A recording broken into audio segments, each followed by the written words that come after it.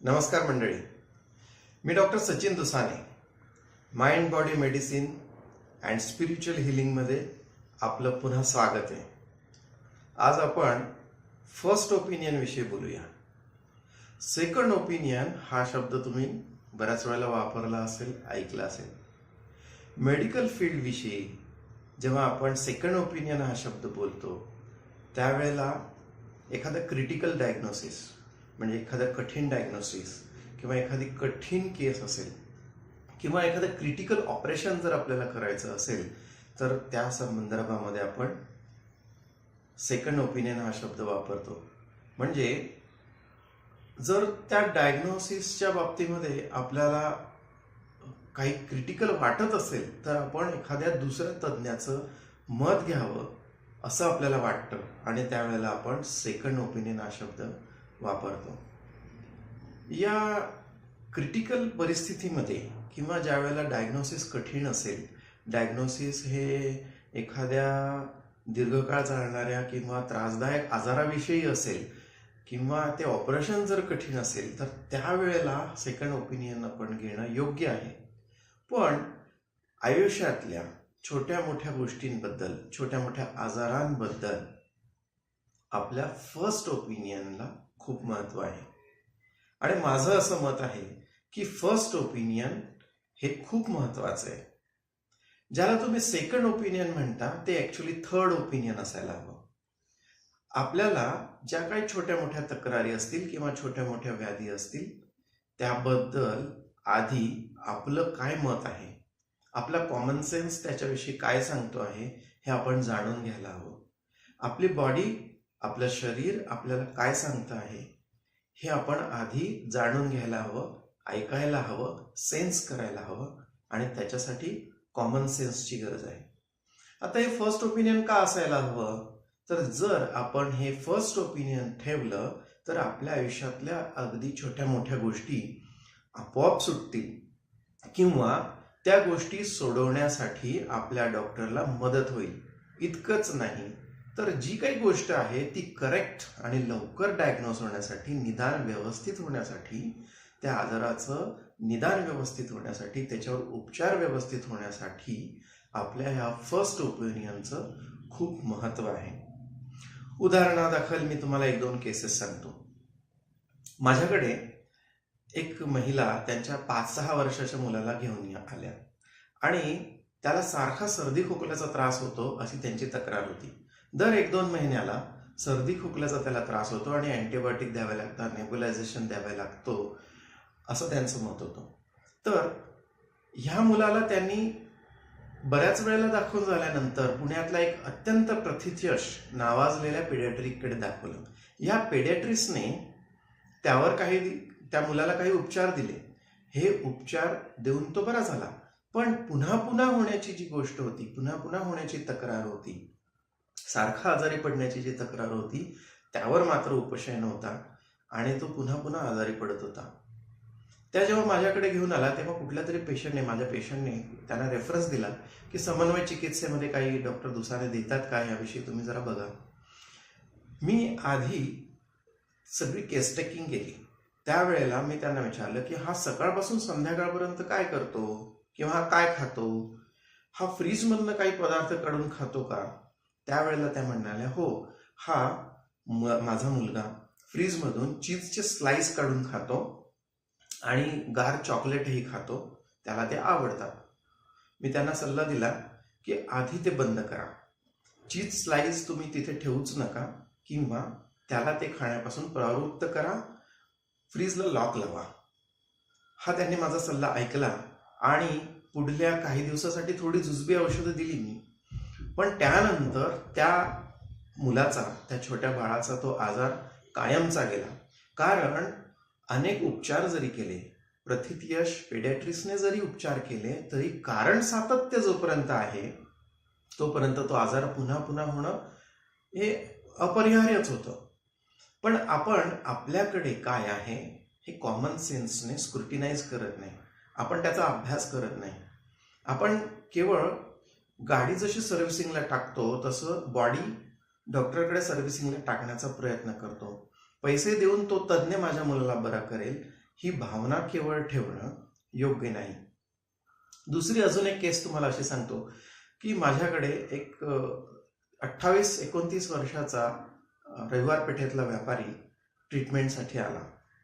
या तरुणाची अशी तक्रार होती की रात्रीचं जेवण झाल्यानंतर त्याला ऍसिडिटी होते, हातपाय थरथर कापतात, हातापायाला घाम येतो आणि उलट्या होतात. उलटी झाली की सगळं जेवण पडून जातं. एका प्रतीच्या जनरल प्रॅक्टिशनरकडे ह्या व्यक्तीने 2 महिने सतत ट्रीटमेंट घेतली होती. दर 15 दिवसाला तो जाऊन व्हिजिट करत होता, पण तक्रार मात्र काही जात नव्हती. मी सगळ्या प्रिस्क्रिप्शन आधीच्या बघितल्या त्यावेळेला मला दिसलं की प्रत्येक प्रिस्क्रिप्शन ही पहिल्या प्रिस्क्रिप्शन सारखीच होती. म्हणजे पहिल्या वेळेला एक अँटॅसिड आणि एक ट्रँक्युलायझर दिलं होतं. दुसऱ्या प्रिस्क्रिप्शनमध्ये सुद्धा वेगळ्या ट्रेडनेमचं ट्रँक्युलायझर आणि वेगळ्या ट्रेडनेमचं अँटॅसिड तिसऱ्या वेळेला तेच होतं. कारण इथं निदानच होत नव्हतं आणि म्हणून दिलेली ट्रीटमेंट आणि मिळणारं उपशय हे कुठेही मॅच होत नव्हतं आणि म्हणून या व्यक्तीची तक्रार कमी होत नव्हती. मी त्यांना म्हटलं की जर समजा तुम्हाला जेवण झाल्यानंतर उलटी होते तर हे दिवसा पण व्हायला हवं, दुपारच्या नंतर सुद्धा उलटी व्हायला हवी. दुपारच्या जेवणातले गोष्टी, दुपारच्या जेवण आणि रात्रीचं जेवणातले पदार्थ हे जवळजवळ सारखेच होते. मग रात्रीच का तुम्हाला हातापायाला घाम येतो आणि उलटी होते, ऍसिडिटी होते? मी त्यांना विचारलं की रात्री तुम्ही जेवणानंतर काय काय करतात? तर ते म्हणले की रात्री जेवणानंतर थोडा वेळ टीव्ही बघतो आणि झोपण्याआधी एक तपकीर मिश्रित पेस्ट असते, ती प्रथितीय पेस्ट आहे, ती सगळ्यांना माहिती. ती पेस्ट मी लावतो आणि मग झोपतो. आता ऍक्च्युली या पेस्टमध्ये तपकीर असल्यामुळे या व्यक्तीला हातापायाला थरथर घाम येणं, मळमळ सुटणं आणि उलटी होणं हे होत होतं. मी त्यांना म्हटलं की कुठल्याही औषधाची गरज नाहीये, तुम्ही तपकीर फक्त ती बंद करा, तपकीर मिश्रित पेस्ट रात्री लावणं बंद करा आणि या व्यक्तीचा हा आजार पूर्ण बरा झाला. बऱ्याच वेळा हे असंच असतं. माझ्याकडे येणाऱ्या अनेक पेशंटच्या बाबतीत मी अनुभवलंय की सुशिक्षित पेशंट असून सुद्धा आपण ज्या काही छोट्या मोठ्या चुका करतो त्याविषयी आपण अभ्यास करत नाही, आपण त्याचं रिलेशन आपल्याला असणाऱ्या तक्रारीशी लावत नाही. तर याच्यासाठी फार काही वेगळ्या पुस्तक किंवा डॉक्टर असण्याची गरज नाही आहे. हा कॉमन सेन्स आहे. आपल्याला एकूण 7 सेन्स आहेत असं माझं मत आहे. 5 ज्ञानेंद्रिय, शब्द स्पर्श रूप रस आणि गंध, ही 5 सेन्सेस. या 5 सेन्सला सेन्स करणारे जीभ, नाक, त्वचा, डोळे आणि कान, या 5 सेन्स शिवाय 6वा जो सेन्स आहे दॅट इज कॉमन सेन्स. आणि हा कॉमन सेन्स लावून आपण आपल्याला खूप सारी मदत करू शकतो आणि आपलं हे छोटंसं ऑब्झर्वेशन आपल्याला खूप मोठा उपशय देऊ शकतो.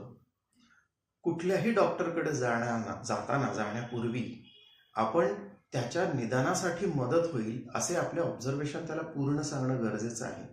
इतकंच नाही तर आपल्या उपचार प्रक्रियेच्या बाबतीत सुद्धा आपल्या सामान्य ज्ञानाने विचार करून आपल्यातर्फे काय करता येईल, डॉक्टरने दिलेल्या उपचाराशिवाय आपण काय करू शकतो याचा विचार करणं गरजेचं आहे. बऱ्याच वेळा मी असं अनुभवलं की आपल्याला ताप आहे की नाही हे सुद्धा पेशंटला कळत नाही. त्यांना जर विचारलं ताप आला होता का तर ते म्हणतात तुम्ही बघा ना, तुम्ही डॉक्टर आहे. पण निदान आपल्याला काहीतरी वेगळं जाणवतंय, शरीराचं तापमान जास्त आहे का हे कळायला हवं. शौचालय जर चिकट पातळ होते आहे हे विचारलं तर म्हणतात नाही ते काही पाहिलं नाही. तर ज्या वेळेला आपण अस्वस्थ आहोत तेव्हा या छोट्या छोट्या गोष्टी स्वतः सेन्स करणं, त्याला कॉमन सेन्स लावणं आणि आपले शौचालय कशी होते, युरिनला कशी होते, ताप आहे का नाही, भूक लागते का नाही, जेवण जाते का नाही, थकवा किती जाणवतो आहे, लघवीचा रंग कसा आहे, स्टूलचा रंग कसा आहे, शौचवाटे रक्त पडतं आहे की नाही, थकवा कितपत जाणवतो आहे, आपल्याला चालल्यानंतर धाप लागते का, बसल्या जागेवर सुद्धा धाप लागते का, अशी अनेक छोटी मोठी ऑब्झर्वेशन्स आहेत ज्या निसर्गानं, ज्या देवानं हे शरीर, मन आणि बुद्धी आपल्याला दिलंय. त्यांनी हे शरीर चालवण्यासाठी, त्याच्या सर्व्हिसिंगसाठी, त्याच्या स्वास्थ्यासाठी आणि अस्वास्थ्य निर्माण झालं तर ते पुन्हा ठीक करण्यासाठी लागणारी बुद्धिमत्ता, ज्याला आपण सामान्य बुद्धिमत्ता म्हणतो, ती निश्चित दिली आहे. आपण जर ही वापरायचा पूर्ण प्रयत्न केला किंवा आपला कॉमन सेन्स वापरला, आपल्याच अडचणी खूप कमी होणार आहे. आपलं निदान योग्य होण्यासाठी मदत होणार आहे. खरं तर बऱ्याचशा छोट्या मोठ्या गोष्टी आपणच आपल्या सॉल्व्ह करू शकणार आहोत. इतकंच नाही तर ट्रीटमेंट्समध्ये सुद्धा याचा फायदा होणार आहे. आपल्याकडे केवळ 6 सेन्स नाही. मी म्हटलं की 6वा कॉमन सेन्स आणि 7वा एक सेन्स आहे, त्याला म्हणतात सेन्स ऑफ ह्युमर. आणि हा सेन्स ऑफ ह्युमर जर तुम्ही जपलात तर तुम्ही आनंदाने जगू शकाल. एक छोटासा विनोद मुल्ला नसरुद्दीनचा मी तुम्हाला सांगतो. मुल्ला नसरुद्दीन 90 वर्षापेक्षा जास्त वयाचे झाले आणि त्यांची मुलं 60च्या आसपास पोहोचली होती. मुल्ला नसरुद्दीनने आपल्या मुलांना सांगितलं की मैं अब शादी करना चाहता हूँ, मैंने लड़की भी देख के रखी है और लड़की 17-18 साल की है. मुल्ला नसरुद्दीनच्या मुलांना कोडं पडलं, आता ह्या वयामध्ये अब्बाजान शादी करणार.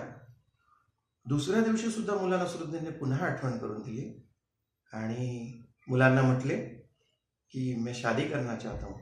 आता या लग्नापासून आपल्या अब्बूजानला परावृत्त करण्यासाठी मुलं म्हटली, हमने डॉक्टर से सलाह ली है अब्बूजान, और डॉक्टर कह रहे हैं कि इस उम्र में शादी करना सेहत के लिए अच्छा नहीं, जान के लिए खतरा हो सकता है. मुल्ला म्हटला, बेटे आप उसकी फिक्र मत करो, जब मैंने तेरे अम्मी से शादी की थी तो वो भी 16-17 साल की थी. म्हणजे याचा अर्थ काय? आपण केवळ आपल्या चष्म्यातनंच पाहत असतो. मुल्लाच्या मुलांना म्हणायचं होतं की तुमचं वय 90च्या पुढे आहे, आता शादी करण्यात काय अर्थ.